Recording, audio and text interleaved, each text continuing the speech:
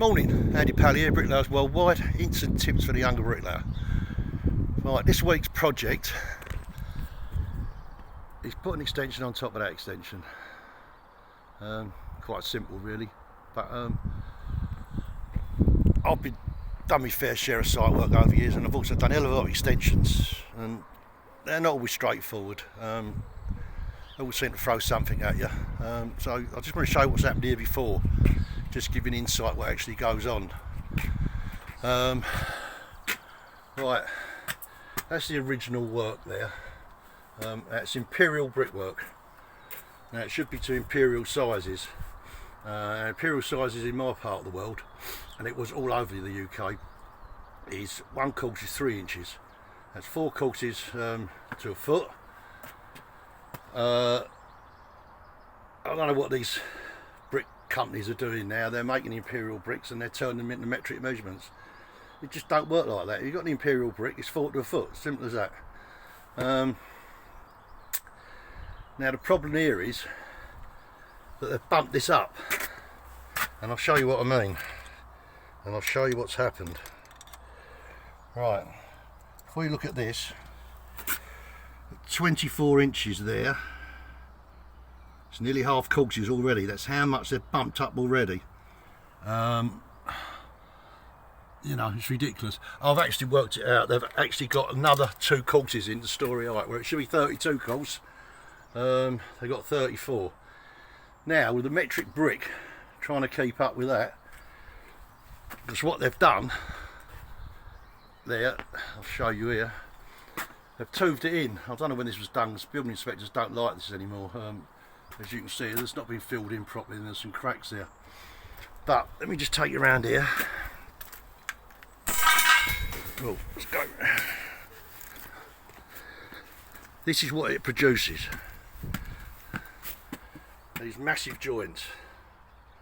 You know, if it is 4 to the foot, 3 inches, and you're using metric bricks, it's only about 1.25 millimetres you're adding to it, which that's not a problem.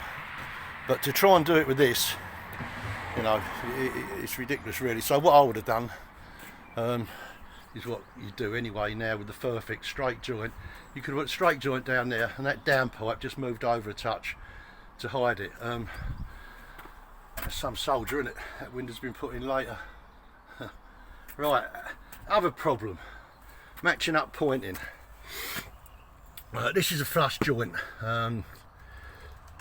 It's sometimes called Westminster smudge. Now what happens with this is it's raked out, and it's pointed later by pointers, and it's a yellow sand with white cement. This has faded a bit really, but it gives that buff sort of goldy colour. And it's quite popular around this way, as it's built in the 50s and 60s. Problem is no one knows how to do it anymore. So you know, that's what they've done here, just ironed it in.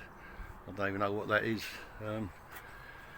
Yeah, and even when you're adding a 1 1/4 mil to the joint, when you do this Westminster smudge, it really makes the joint look big.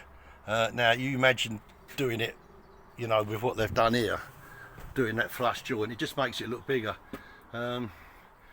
So, you know, there's all decisions have to be made. You're going to match the pointing, how you're going to gauge it, you know, and if it's your job, you talk to the customer. If the builder involved, like there is here, you talk to the builder and the customer together and just decide what you're going to do.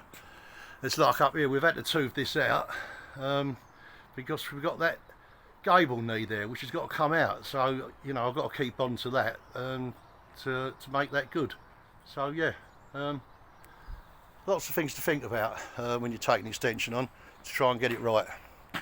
Right, have a nice day. Morning, mate. You're famous. Your house is anyway.